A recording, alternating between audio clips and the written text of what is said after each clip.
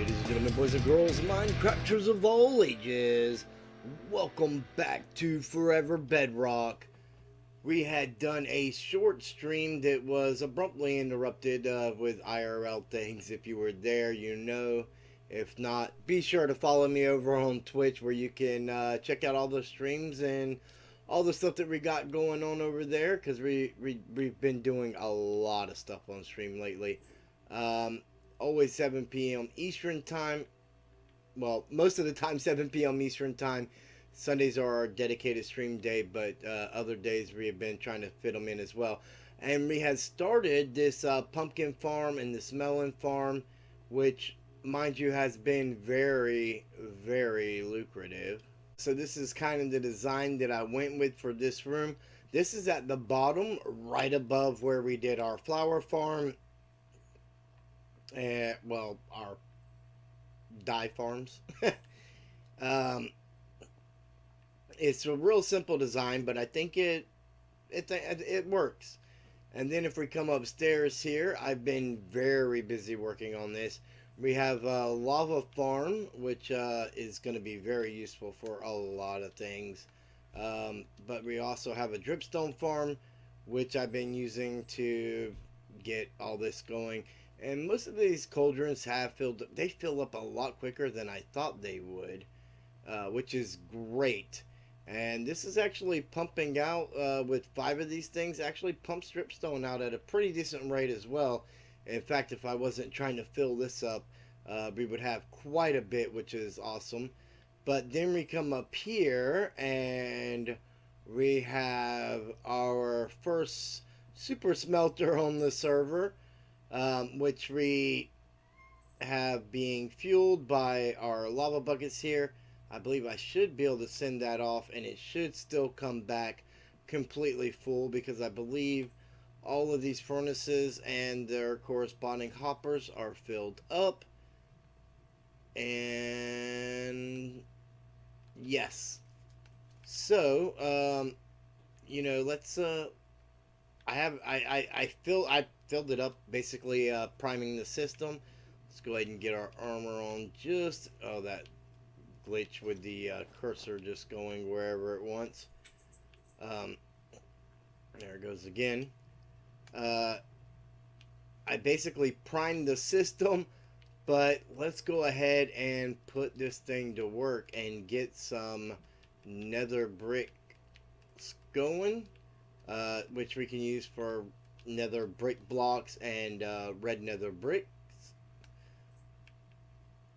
which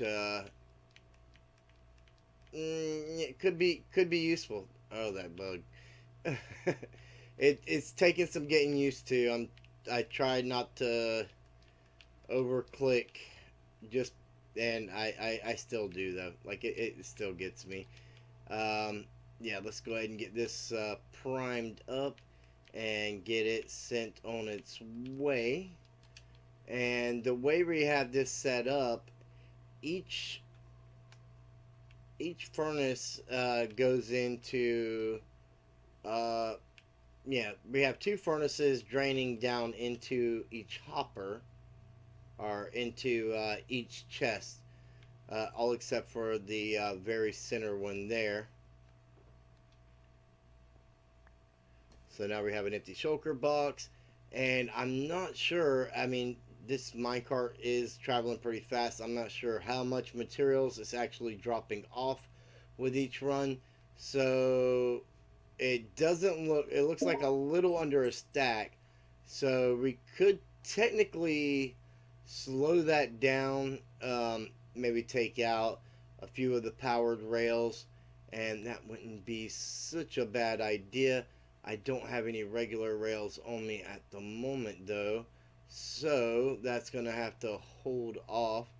But yeah, I think we slow it down a little bit and we should be good to go. And we should get our materials down here, as well as our empty buckets from the furnaces, and then we should be able to send our fuel minecart right back along for it to refill everything along the way. We have, I believe, 20 5 furnaces or something like that. I do know we have an odd number. Um, yeah.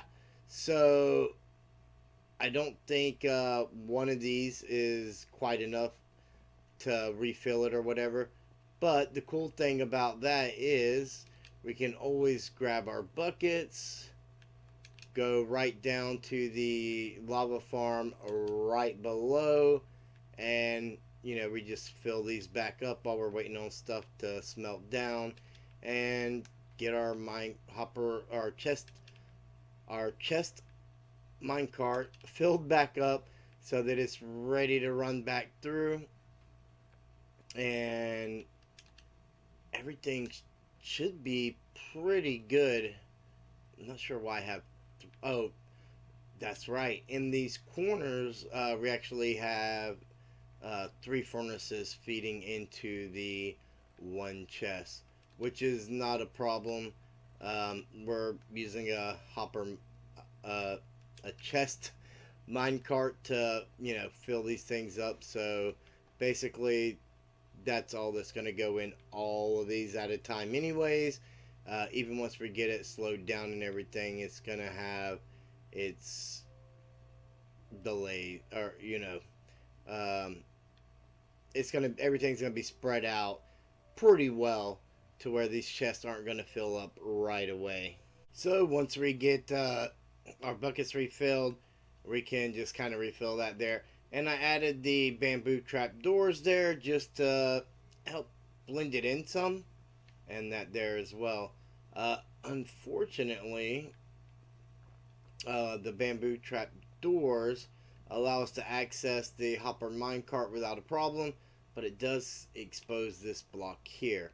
So I'll come back down here with some regular rails some soon, and I'll swap that out, slow it down, and we'll be able to get more bang for our buck as that minecart goes across those furnaces. A little bit slower, it'll be able to drop a few more items off. Now, all the way at the top here, around the drop chamber, which you can kind of see through there, that's where our creepers drop through. We went ahead and we put in a cactus farm all the way around here, and it's not lossless by any means, but I mean, I started with 18 of these things, and I had like 3 extra stacks by the time I got done building it. So I mean, it's productive, to say the least. And I'm sure you're all wondering why, oh why, do I have these blocks on me? And that is why we need to go ahead and get our water streams topped off. We will never need to come up in here. We'll, most likely, if we do, then we'll just break in the top to get into the creeper farm if anything were to happen that would make us need to do that. Let's refill our bucket there. And basically what I did is just a string of hoppers around here feeding into the 4 corners of this, so that we could get all that stuff to go into the corners of the chest. And our creeper drops are all in the middle, which I will show you now. As you can see, this is definitely a very temporary setup here. Let's get that block there. A very temporary setup that I got just so that we could AFK here, which turns out, I mean, there's literally no need. But this is the layer we need to be on in order for our creepers to spawn in and everything. Obviously, we won't use this for a floor. We'll use something completely different, and we'll decorate this room and everything. Probably put like some trapdoors covering the hoppers to make it look a little bit more aesthetically pleasing. But as I said, on the 4 corners, oh my goodness, I just emptied these before I started recording. We have the cactuses, and then Other than the four corners, everything else is gunpowder, so we don't have to worry about anything backing up. Now, I did notice rotten flesh in here, and that didn't surprise me too horribly. Like, baby zombies could spawn in the same height level as a creeper, but bones and arrows. Not sure how a skeleton was able to spawn in. That they're supposed to be a little bit taller and shouldn't be able to. But look at the cactuses that we've got. I mean, that's going to be great for green dye, basically. And if, I mean, this thing, I wasn't looking for super efficient. That's why I put it up there out of the way where we weren't going to be anyways. Um, but it's definitely putting out the cactuses, um, which is really, really nice. And so, I think finishing this floor up here will probably be the last thing that we do. Um, if we go back down here real quick, get our inner pearls handy. There we go. Um, I mean, we've got a little bit of a ways to go to get up there. I mean, it's above the clouds. And as you remember, our last above ground room was this one here. We still need to go back and add in our mossy cobble and all that. And we have a lot of decorating to do on the outside still. We can take a peek and I'll show you exactly what I'm talking about. Um, and we'll do all that probably as we do the different layers and whatnot, just like we have been. But I mean, as you can see, that's pretty tall and boring compared to everything else we have down here, where we got a little bit of character going on. And we need more landing pads like this around. I mean, this is basically the balcony to our bedroom, so we can come out and overlook the view. But it does make a great landing pad if I'm not coming in downstairs. And, I mean, below that's our portal room. And then we have the ground level here. I am going to, I've actually been planning this for a while, but I am going to get with Lunar Moon from Case Creation and kind of give her artistic free reign here in our lobby area, so to speak, and see what she can come up with.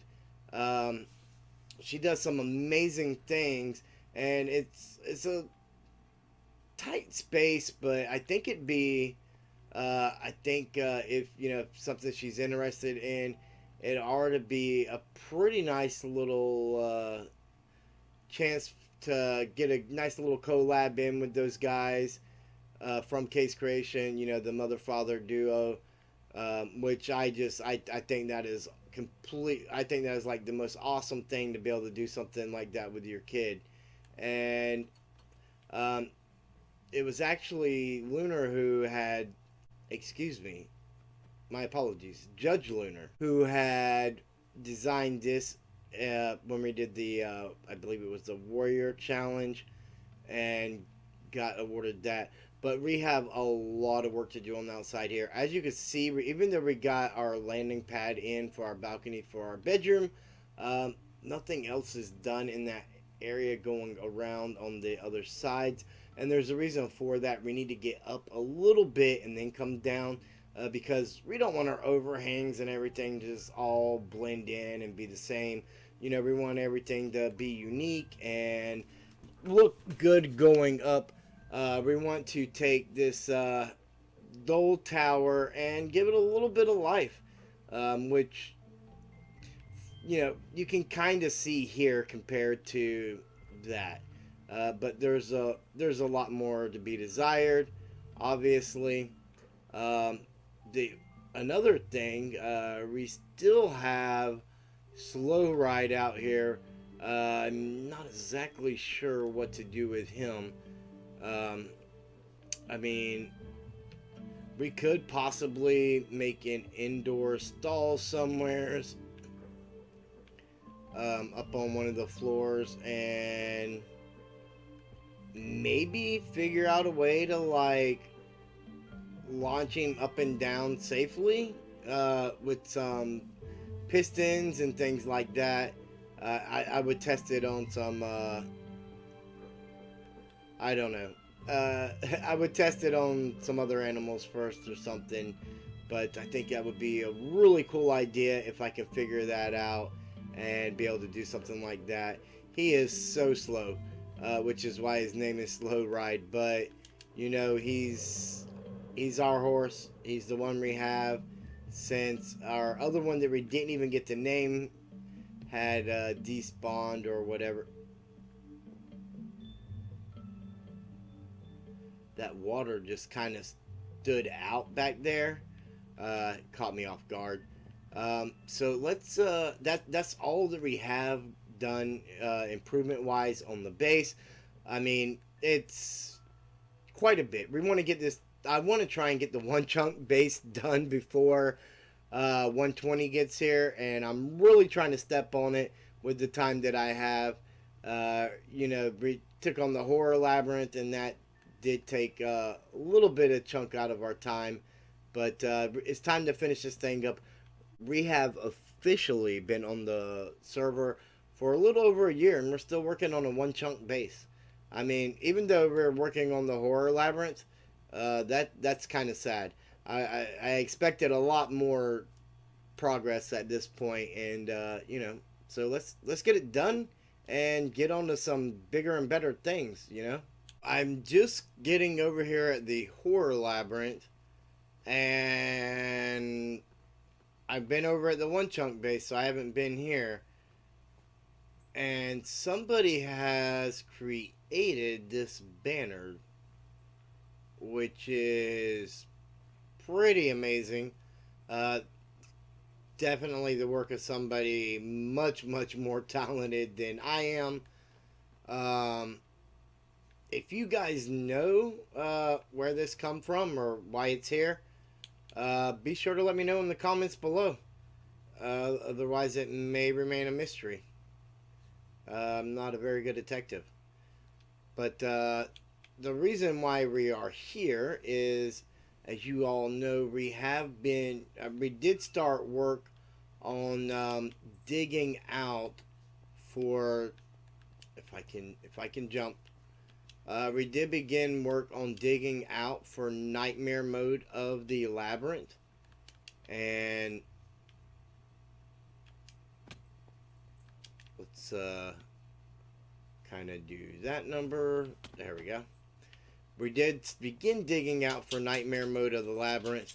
That corner there needs to go back. I may raise that ceiling there. We had gotten a little low before I realized my calculations were as far off as they were. I may raise that ceiling there, I may not. It all depends. But we've got a lot of digging to do. We need to get that back to that length of that far wall there. And I mean, and this is pretty much going down to bedrock.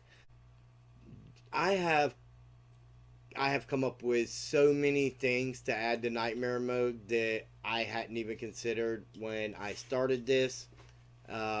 Just a lot has transpired. Now, doing easy mode, I learned a lot, and I was able to incorporate some of what I learned into hard mode. However, doing hard mode where we have traps and the rewards and things, I learned a lot more.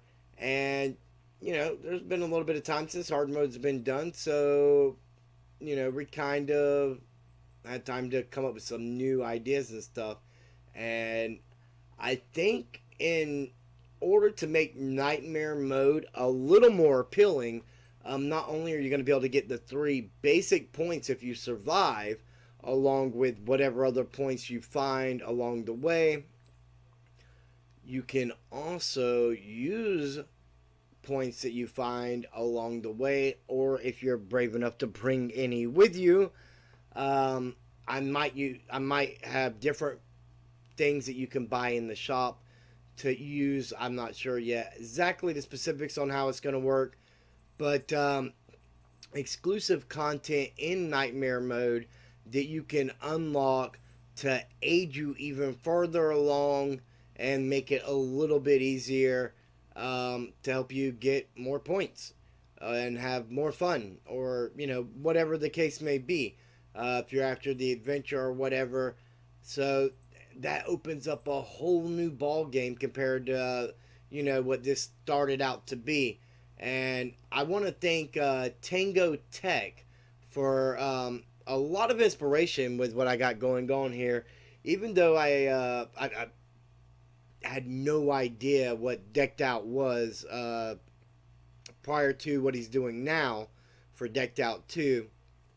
I had no idea what that was when I started this. Um, I've been inspired by a lot of what he is doing for Decked Out. That goes to show how long I started watching Hermitcraft in season 8. They're in season 9, so I haven't been watching that long, but a huge fan of those guys, and I've drawn a lot of inspiration for what I'm going to attempt to do with Nightmare mode here. And if ever we have a version 2, I'm sure by the time I'm done with Nightmare mode, I will have learned a whole lot more to make this experience a whole lot better the next time. For version 2 or, whatever it may be. But, yeah, I think, being able to buy extra stuff in Nightmare mode to help extend, the game into a more enjoyable and adventurous way is definitely something that I would like to do, and that's going to be a lot of fun. Now, over here in our shop, I did bring some things that I would like to add to our shop here, and I don't think these are going to be worth quite 50 points because we can get more pretty easily, but I'm going to throw it in there for now. So we have the netherite ingots in there. We have the axolotls that Joe Nathan had to help provide us, and I believe we had some diamond horse armor, and we have emerald ore blocks here as well. Not just emerald ore. It's in the stone variant, which is pretty rare. And so this is why I'm here. I am calling out all of Forever Bedrock, hard mode of the Horror Labyrinth. I'm thinking a group run with it. Anybody who's interested, and maybe we can spice it up a little bit some way, somehow. We can talk about that in the Discord or whatnot. And I am totally catching these guys off guard right now, and that's kind of the fun of it. So, anybody interested on the Forever Bedrock realm? A group run in hard mode, and we'll get some kind of grand prize thing, jackpot or whatever for whoever survives to split or whatever. We'll figure something out to make it a little more rewarding and fun. But I think one thing that I do know, when Fluffy did his run in easy mode, I had been running it solo, and after he was like halfway through, I joined him, and we both agreed that it was a lot more fun with another person in there. It seemed like we just kept missing each other at every turn, and even though we were like in the same area, we were both in easy mode, we never crossed paths, but we both made it out. And I think with hard mode, this could be a lot of fun. So, let me know in the Discord, and you guys watching, let me know in the comments below if you would like to see that.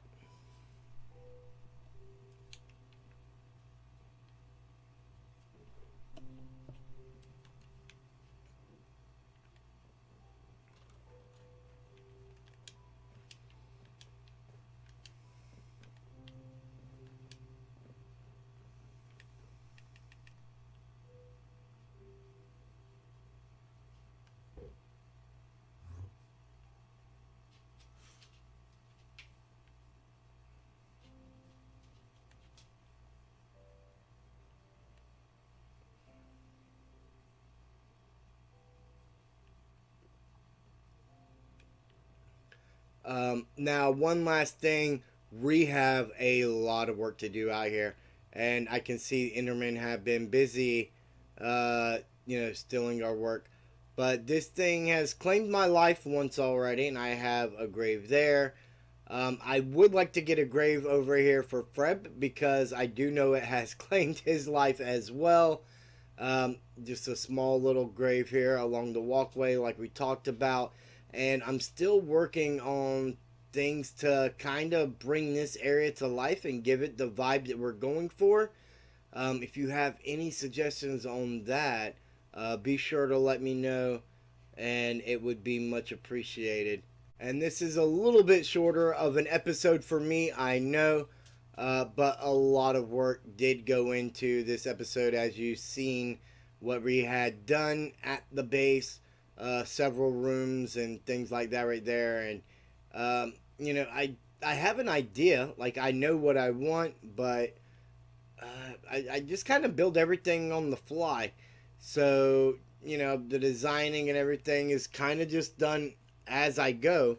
And so, nothing comes out how you want it to begin with. You have to make, some changes here and there and, try and change things up to get the look you're going for. So, work does go into it. But I want to thank each and every one of you for tuning in.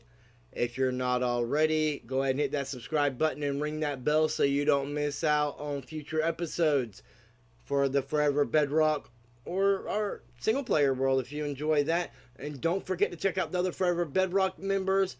Let them know about the challenge if they missed the video. And, you could give the video a thumbs up and share it with your friends. It helps the channel out a lot. Really, really looking forward to 500 subscribers, and we're at 151 right now, so we got a little ways to go. You can make that happen. Let's build the greatest community that Minecraft has seen yet, and we can do it together with all of you amazing people that are interested in the Forever Bedrock server. And again, thank each and every one of you, and I will see you in the next video.